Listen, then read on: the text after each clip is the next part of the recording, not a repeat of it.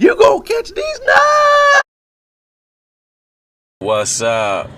Um, I had to post this because this is the first time. Well, no, I went yesterday, but this is the first time I've been in the local casino in months since this whole thing done started. And the part that really gets me is that, well, how can I say anything good about a pandemic like this? But the good part is I'm an introvert, so yo, anytime people want to come visit me, all I gotta do is cough one time. Hey, Mark, we gonna come by the house. What? Yeah. They be like, well, we gonna wait a little while. We gonna call and check on you. Are you gonna check on me? That's cool, but I don't understand. Like, I heard this one guy, me some cats new around here, was like, man, did you hear about whoop-de-whoop? Man, he done caught it. And I was like, what? We praying for him? We gonna do the prayer circle? Like, I don't even know what's going on. And I was like, I had to ask myself, how in the fuck do you catch a STD when you're supposed to be socially distancing? Like, you're supposed to be socially distancing from some pussy that you don't know. I don't get it. Like, how can you catch a STD and you're supposed to be at least 8 inches away from the pussy? If you had to socially distance 8 inches away from the pussy, there's a lot of motherfuckers that wouldn't get no pussy. Because you'd have to have at least 9 or 10 inches to just slide them 2 in and be like, oh, don't cough on me, bitch. Don't cough on me. I'm fucking with y'all, bro. This Mark Melvin. I'm Mark Melvin Talks. And y'all get with me on my social media. I'm figuring out Snapchat. I got enough gray hairs to where Snapchat is a problem. I'm like, back in my day, we just did MySpace, Vine, all this, Instagram, this new stuff. I'm like, a face filter, I need a filter for my face. Ain't I ugly enough already? Y'all gotta put dog ears on a nigga? Really, dog ears? I trip on kids these days because, okay, you have all the access to the porn in the entire world, for the universe, in that matter, in the palm of your hand. When I was a kid, the only thing in the palm of my hand was my dick, nigga. That was the only thing in the palm of my hand, and sometimes these nuts. Okay? But I'm just saying all that to say this. Like, when I wanted to see a titty when I was young, I had to pull like an Indiana Jones MacGyver. It was like, dun, dun, dun, dun, dun, dun, dun.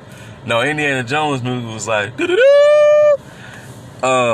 Anyway, I had to go rifling through garages and attics and hidden floorboards to see a titty.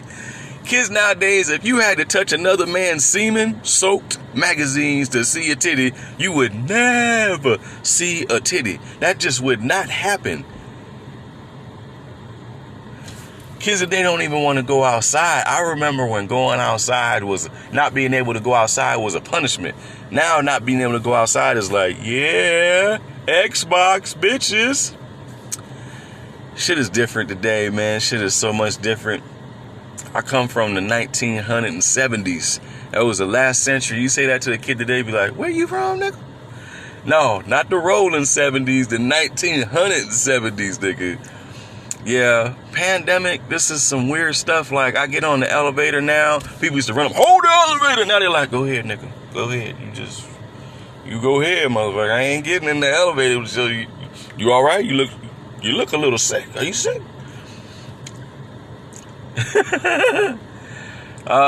Pandemic has changed things. I love I'm an introvert. So the pandemic to me is like, things could be, you say it's two-edged sword. It's a curse and a blessing.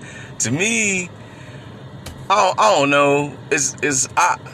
I don't like that people are getting sick, but I like that people want to leave you the fuck alone. For real. People don't walk up on you no more. They be like, hey, from way back there. And like I said, the best excuse in the world is a cough. I don't even have to utter a word. Hey, Mark, we're going to come by the house. No, we ain't. No, nigga, we are not coming by today. And me having mental health disabilities, man, the anxiety and the panic was so real. It was like, every time I even thought I even had like a cold, I was like, nigga, I'm gonna die. I was just, one time, and I have a head congestion because I stay in the desert, so I stay congested because of all the dust. I have a chronic head congestion going on, sometimes chest. You hear that? Yeah. And it's like, it really messes me up because every time I could like eat something that like dairy or something, and be like, oh, it's Corona, nigga. It's like, no, nigga, you having trouble breathing because you shouldn't have ate that milk. You know what I'm saying? But then you wouldn't think that a pandemic would put a nigga in a situation where you'd be like, you had some Cheetos and now you like, okay, Jesus, oh, I'm dying. It was bad. It was really, really bad. But I'm still here. I thank God for it. I'm blessed. My family's here. Some loved ones got sick. My first kid's mother lost a nephew. I saw on the internet it said temperature. I don't know if it was corona or not. I don't know, but I know I knew him when he was a young man, and he was a very sweet young man. And I'm sorry for their loss. Anybody that's losing someone right now is just not even. It's not even cool. It's not cool at all. I don't even know where something like this comes from, but it's here. And just, keep being socially distant. Keep your sanitizer on you. You need sanitizer for your sanity. I look, that was my big ass bottle. Like, I am not fucking around. Like, where's my bottle of sanitizer? I don't use the little hand one. Like, I got the full size. Nigga, we make our own. Like, that's 90% alcohol and aloe vera. My wife done stocked up so we continuously make our own. Look, this thing big as I'm not fucking around. Got my mask on. My baby done got me this mask. You ever see me walking around? She got me the blessed mask. I'm blessed. I like that. But hopefully, when all this settled down, you know what I'm saying, I'll be back on the open mics. And I was getting started before, and then nigga didn't get laughed at and got my feelings hurt because I knew I shouldn't have went on stage. I was like, I had just did some things I'm not going to admit to on social media, but I don't do them things no more. And it just didn't, it just wasn't there. And I can admit that I got my feelings hurt. But in that getting my feelings hurt and that people didn't, that I bombed. And it taught me something. It really taught me a balls out way to look at life and express myself at life. And I'm grateful for that bomb. I couldn't see it then, but I can see it now. So I've been writing